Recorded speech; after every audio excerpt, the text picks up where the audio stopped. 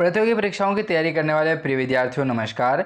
हम बात करने वाले हैं आज राजस्थान सामान्य ज्ञान के साथ साथ सामान्य विज्ञान की हमने एक नई सीरीज चालू करी है जो आपके कोई सा भी एग्जाम देंगे यदि उसमें साइंस के क्वेश्चन पूछे जाते हैं या सिलेबस में ऐड है टॉपिक तो मान के चलिए कि जो सीरीज़ है ये बहुत ही इंपॉर्टेंट होने वाली है और इस सीरीज़ से 100% आपको प्रश्न जो है वो एग्जाम में देखने को मिलने वाले हैं। तो चलिए बिना टाइम गवाए शुरू करते हैं।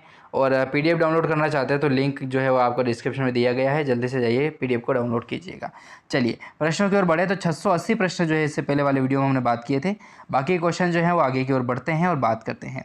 प्रश्न आता है 681 नंबर का महत्वपूर्ण प्रश्न है दोस्तों अपना कि कौन सा हार्मोन जो है वो रक्त में शर्करा के स्तर को जो है वो बढ़ाता है दोस्तों।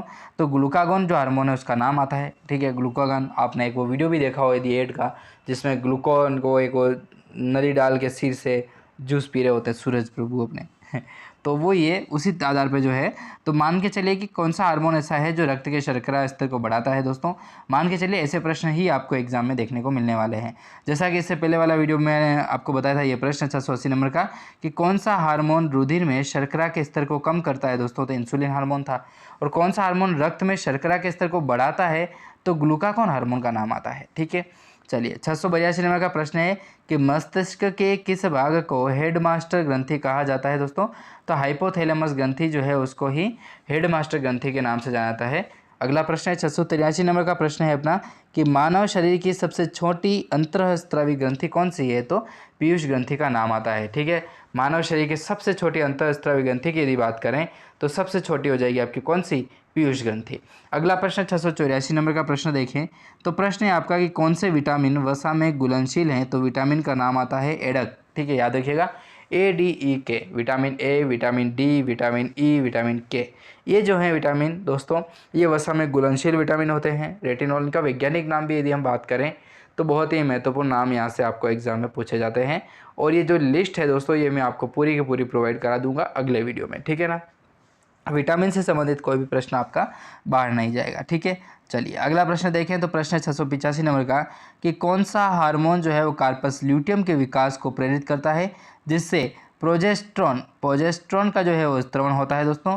तो ल्यूटिनाइजिंग हार्मोन जो है इसका नाम आता है। तो ल्यूटिनाइजिंग जो हार्मोन है दोस्तों वह एक मात्र ऐसा हार्मोन है जो कार्पस ल्यूटियम, ठीक है, कार्पस ल्यूटियम के जो है वो विकास को प्रेरित करता है जिससे क्या होता है, प्रोजेस्ट्रॉन जो है हार्मोन है उसका स्त्रवण होता है। तो याद रखिएगा ल्यूटिनाइजिंग हार्मोन देखा जाता है इस मामले में, ठीक है।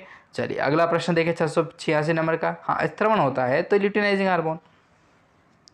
686 नंबर का प्रश्न है कि महिलाओं में शिशु जन्म के बाद दूध निर्माण के लिए कौन सा हार्मोन उत्तरदायी होता है दोस्तों। तो प्रोलैक्टिन हार्मोन जो है वो उत्तरदायी होता है सर्वाधिक महिलाओं के शिशु जन्म के बाद दूध निर्माण के लिए, ठीक है। अगला प्रश्न देखें 687 नंबर का है अपना कि किस हार्मोन को दुग्ध निष्कासन हार्मोन भी कहते हैं दोस्तों। तो ऑक्सीटोसिन जो हार्मोन होता है उसे दुग्ध निष्कासन हार्मोन भी कहा जाता है, ऑक्सीटोसिन हार्मोन। अगला प्रश्न देखें तो प्रश्न है अपना कि 688 नंबर का कि डायबिटीज़ इंसिपिड्स किस हार्मोन की कमी से होता है। तो वेसोप्रेसिन नाम आता है और एंटी डाइट्यूरोटिक जो हार्मोन होता है दोस्तों उसका नाम आता है डायबिटीज़ इंसिपिडियस हार्मोन जो है उसकी कमी से होता है ये रोग, ठीक है। चलिए अगला प्रश्न देखें 689 नंबर का प्रश्न आता है कि डायबिटीज़ या मधुमेह जो रोग जो है दोस्तों वो किस हार्मोन की कमी से होता है। तो इंसुलिन हार्मोन जो है उसकी कमी से होता है। कौन सा, डायबिटीज़ या फिर मधुमेह रोग, ठीक है। याद रखिएगा बहुत ही महत्वपूर्ण प्रश्न यहाँ से आपको देखने को मिलेगा, ठीक है ना।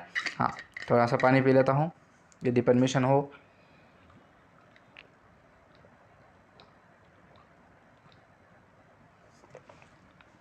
चलिए अगला प्रश्न, ठीक है। हाँ अभी जस्ट मैंने आपको जीके की सीरीज़ जो है वो पढ़ाई थी और इसके बाद हम साइंस वाली सीरीज़ के बारे में बात कर रहे हैं।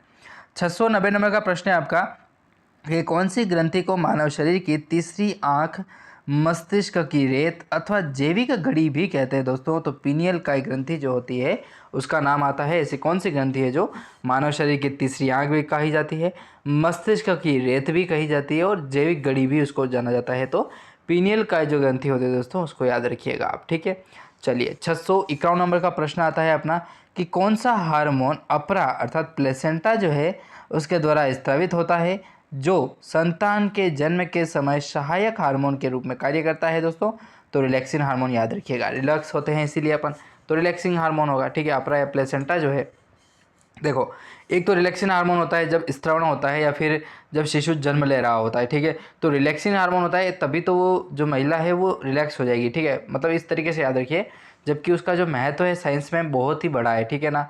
मतलब शिशु बाहर आ रहा है तो जो शिशु जो है वो बहुत ही नाजुक होता है, ठीक है। तो उसको इस तरीके से शरीर के दबाव के माध्यम से जो है वो बाहर भेजा जाता है। तो रिलैक्सिन हार्मोन का काफ़ी महत्वपूर्ण योगदान होता है इस क्षेत्र में, ठीक है।